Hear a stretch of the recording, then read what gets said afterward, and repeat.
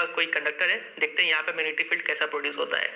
तो देखिए, मान लीजिए ये कोई है सर्कुलर लूप, ठीक है, और इस सर्कुलर लूप में हमने करंट गुजार दिया। करंट जब इसे पास किया गया, तो देखिए अगर आप इस छोटे से पॉइंट को इमेजिन कीजिए तो ये कहीं ना कहीं एक स्ट्रेट कंडक्टर की तरह काम कर रहा है। ये भी हल्का सा यहाँ पे स्ट्रेट कंडक्टर से भी इतना ही अगर देखें तो स्ट्रेट दिखेगा आपको, ये भी हल्का सा स्ट्रेट दिखेगा, छोटा सा छोटा पार्ट। तो हर एक पॉइंट में आपको क्या देखने को मिलेगा, magnetic field lines concentric circle से देखने को मिलेगा, ठीक है, पहले वाले केस की तरह। कंसेंट्रिक सर्कल्स, बहुत सारे कंसेंट्रिक सर्कल्स यहाँ पे आपको देखने को मिलेंगे, हर एक पॉइंट पे बहुत सारा कंसेंट्रिक सर्कल्स बनेगा। तो उसी टाइप का डायग्राम कुछ यहाँ पे बना हुआ है, ठीक है। अब देखेंगे कि अब देखिए इधर पे कंसेंट्रिक सर्कल्स और कंसेंट्रिक सर्कल्स और कंसेंट्रिक सर्कल्स और बहुत सारा बनते बनते बीच में बहुत सारे सर्कल्स यहाँ पे पास करेंगे, बहुत सारे लाइंस पास करेंगे। तो जैसे जैसे डिस्टेंस बढ़ता जाएगा ना, तो कंसेंट्रिक सर्कल्स का साइज भी बढ़ता चला जाएगा और लगभग जब बीच में पहुंचेंगे तो लगभग ये स्ट्रेट लाइन की तरह अपीयर होना स्टार्ट हो जाएंगे, ठीक है। तो इसी शेप का यहाँ पे मैग्नेटिक फील्ड बनता है।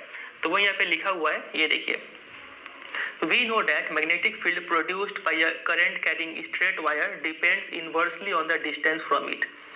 तो हमें पता है कि जो मैग्नेटिक फील्ड है वो इन्वर्सली डिपेंड करता है डिस्टेंस पे, ये वाला पॉइंट लिखा हुआ है, ठीक है। मैग्नेटिक फील्ड इन्वर्सली डिपेंड करता है डिस्टेंस पे। Similarly at every point of a current carrying circular loop, इसके हर एक पॉइंट पे the concentric circles representing the magnetic field around it would become larger and larger as we move away from the wire.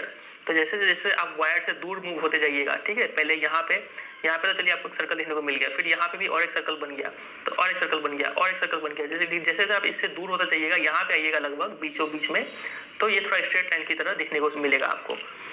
ये रहा कि by the time we reach at the center of the circular loop, अब जब तक आप centre पे पहुंचेंगे ना, the arcs of these big circles would appear as straight lines. ये जो पहले आर्क की शेप में दिख रहे थे, अब यही आर्क स्ट्रेट लाइन की तरह दिखने लग जाएंगे सेंटर में आके, ठीक है। मतलब ले देके बोलने का मतलब है कि कुछ इस तरीके का शेप होगा एक सर्कुलर लूप में। तो एग्जाम में आपसे क्वेश्चन आ सकता है कि डायरेक्टली इसका डायग्राम बना के दिखाओ, ठीक है, तो आपको ये डायग्राम बनाना पड़ेगा, बहुत इंपॉर्टेंट है ये। और देखिए यहाँ पे क्या क्या बात है, डायरेक्शन पता करना है हमें, तो फिर से यहाँ पे हम राइट हैंड थंब रूल लगा देंगे।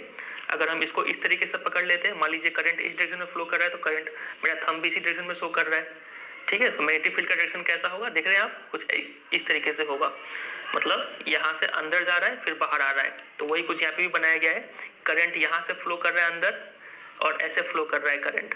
तो मैग्नेटिक फील्ड का डायरेक्शन देखिए, अंदर जा रहा है फिर बाहर आ रहा है, फिर अंदर जा रहा है बाहर आ रहा है, कुछ ऐसा शेप का बना है, ठीक है। तो वो यहाँ पे लिखा हुआ है। और एक बात यहाँ पे जो गौर करने लायक है, अच्छा उससे पहले आप एक बात याद रखिएगा, ये जो हमने राइट हैंड थंब रूल पढ़ा था, इसका एक और नाम है मैक्सवेल कॉर्क स्क्रू रूल, ठीक है, ये इस नाम से भी जानते हैं, तो इसको थोड़ा ध्यान रखिएगा।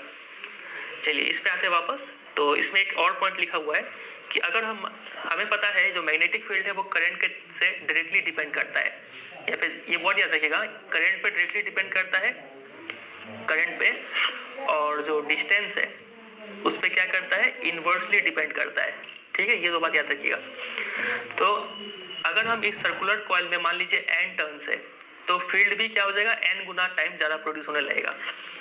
मान लीजिए कोई एक यहाँ से वायर गुजरा और यहाँ से एक सर्कुलर फॉर्म का शेप लिया, फिर यहाँ से करंट निकल गया, तो यहाँ पे मान लीजिए 4 टेस्ला मैग्नेटिक फील्ड प्रोड्यूस हो रहा था। अब मान लीजिए किसी ने क्या किया, यहाँ से करंट भेजा और एक टर्न तो बनाया ही, और एक टर्न ले लिया और एक टर्न ले लिया और एक टर्न ले लिया और एक टर्न ले लिया और एक टर्न ले लिया, शायद 5 टर्न हो गया, फिर यहाँ पे निकाला।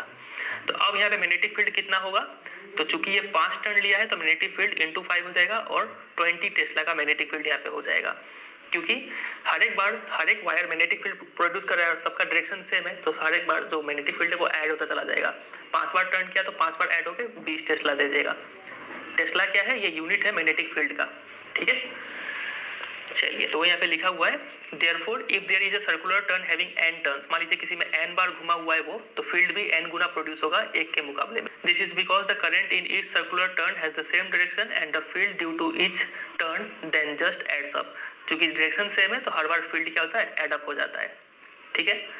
अब देखिए यहाँ पे एक्टिविटी के जरिए बताया गया है कि फिर से वही रेक्टेंगुलर कार्डबोर्ड लीजिए, लेकिन इस बार क्योंकि ये सर्कुलर टाइप का है तो आपको यहाँ पे 2 छेद करना होगा, 2 होल कीजिए, फिर उसमें उस सर्कुलर कॉइल को इंसर्ट कर दीजिए, फिर आयरन फिलिंग्स को बिखेर दीजिए, फिर 2-3 बार टैप कीजिए, फिर आप पाएंगे, ऑब्जर्व करेंगे कुछ इस टाइप का पैटर्न, कंसेंट्रिक सर्कल्स का पैटर्न बनेगा और सेंटर में नियरली स्ट्रेट लाइंस देखने को मिलेगा। तो वही सब यहाँ पे लिखा हुआ है फिर से, ठीक है। चलिए अब देखते हैं यहाँ पे क्वेश्चन कैसा कैसा बनेगा। देखिए क्वेश्चन आपसे ऐसे पूछेंगे कि how will the magnetic field produce by a